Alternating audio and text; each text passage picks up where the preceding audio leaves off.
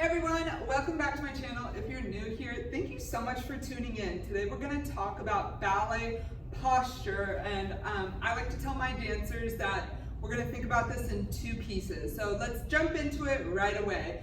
So the first piece that we want to be thinking about is our upper body. So you can kind of just let your legs do whatever they want to do right now. And we're just going to talk about where we want to be with our upper body in space. So the first thing is we want to think about our shoulders not concaving in. This is where we sit all day or on our phones all day. So we actually want to open up our chest, and we want to be thinking about like we're showing off a really pretty piece of jewelry, I like to tell my dancers. So you want to have an open chest right here. So it doesn't mean pinch your shoulder blades together. It just means roll your shoulders up and down, and that should slide your scapulas into place.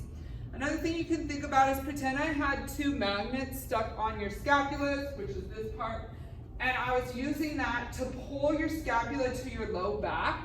That should automatically open your chest right here. Now, ballet is full of contradictions, and the first one here is that when we open our chest, we actually don't want to flare our rib cage as we're doing that. We want to keep that rib cage nice and tight. So if you want to take your hands and put them on your rib cage and just basically knit your fingers together, that's where you want your rib cage to be. So shoulders are open, rib cage is knit together. Yep, exactly. So for our neck, we want that to be nice and long. Don't sink into your shoulders, don't tuck your chin. You just actually want to be thinking about a little bit of a lift with your chin right there. Yeah, so let's recap. Shoulders down and back, so I'm doing the magnets, pulling them to your low back. Rib cage knit together, chin is slightly up. Yeah, we do want to be breathing while we do this, so make sure whatever you're holding, that's a comfortable position to breathe.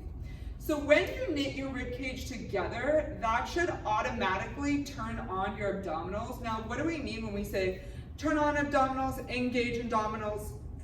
Some teachers might say suck it in, which is actually a terrible cue, all things considered, because we actually don't want to be thinking about our belly in a vacuum. We want to be thinking about it like a core contraction. So if someone were to come over to you right now and they were to push you, would you fall over? If you did fall over, you're not really using your core the way you should be. So pretend like I'm coming and I'm about to push on you. There's like this trunk stabilization, like a bracing almost that you make with your body when you pretend that I'm gonna come push you, right? So that's what you really wanna be thinking about right here in that core contraction. Our abdominals don't just get to like sit and hang out.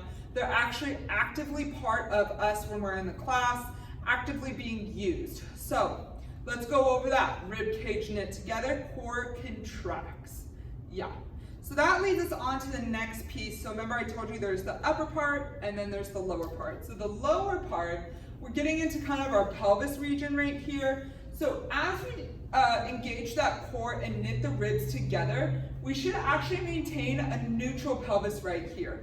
So if you could, for me, take the palm of your hand, place it on the front, and the other palm and place it on your tailbone. And I want you to just either find a mirror or videotape yourself and see if you're not dipping like this. You want it to be in this neutral position. For some of us, if we sit like this, that might actually feel like a little bit of a tucked position. So just find a mirror or videotape yourself and see if you can't find what neutral pelvis would be with those hands. So if your hands are going like this, you're not in a neutral pelvis. Same way the other two tucked like this. So you want to maintain neutral pelvis right there. Okay, let's do a recap from the very top. So our chin is slightly lifted, chest is open, shoulders down and back, ribs knit together, core is engaged, neutral pelvis right here. All right, is that enough for you to think about? Because it's a lot, and this is why I fell in love with ballet, to go on a small tangent, is that there's so much to be thinking about at any given time. It's not as simple as just bending your legs and straightening them. It's like, am I in a neutral pelvis? Are my shoulders open? Ribs, like the whole 9 yards. So for some people that might be a great thing. Other people it's like, this isn't the art for me. So that being said, if it feels like a lot, don't worry. That's what all my beginners say, and that's how I felt at the start. All right, so we talked about the neutral pelvis. Now we're gonna get into our rotation and turnout. These are some of the hardest concepts I feel like to master as a beginner because there's so many other things to think about. You want to put your turnout on the back burner and not think about it and kind of just sit in your legs. But there is an account I follow, her name's Julie the Ballerina, and she does specifically adult ballet, and I love her account. She talks about like your turnout is like your child or like a pet, that you can't turn your back on them or they're doing things you don't want them to do. And so that's how I think about the rotation of our legs. The second we're not paying attention to it, it starts going back to something we don't want it to do. So please, if you don't take anything else away from this video, please, please, please pay attention to your turnout because you're protecting your hips, you're protecting your knees, and this is just so crucial and essential for how ballet is supposed to feel. Okay, so let's get into it, and don't be afraid to actually, let me grab a bar.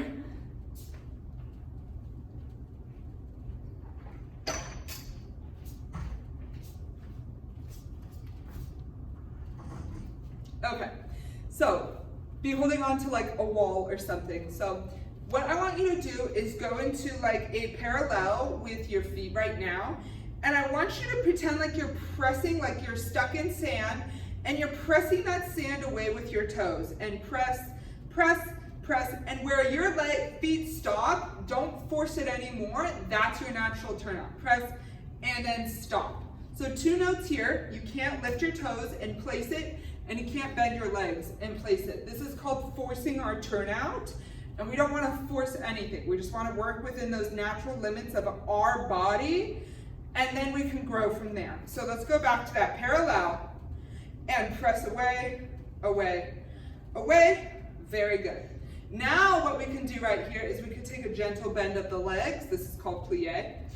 As we stand up, we're thinking about screwing our legs into place. So if you've ever drilled a screw into a socket, you screw it like this. It doesn't go straight in unless it's a nail, right? You screw and it goes like that, and then it locks into place. Another tip for you, maybe think about like you have a sticker on your inner thigh that you're trying to show to the front. Sticker on your inner thigh you're trying to show to the front.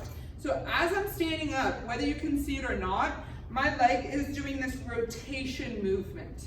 So I'm down, plie, and standing tall, rotate, rotate, rotate, and lock it into place. What do I say? Lock it into place. You're actually using your glutes to hold your turnout. Yes, you have to incorporate them. So if you even want to feel back there, like, are my rotators on? Okay, they're on. Hold it into place. And then we can go into other movements like that. So let's do that one more time. We're in parallel. Press the toes out. Little bend of the legs. Now screw our legs into place. And inner thighs forward, forward, and lock it out the top with your glutes. Very good. And one more down, and lock it into place. All right, let's go back to the very top and recap everything we talked about. So first thing, chin and chest. Chin is slightly up, chest is open. Good. Rib cage knit together. Turns on our core. Pelvis is neutral. And let's find our rotation. Rotate those legs. Good. Take a little bend. And standing tall.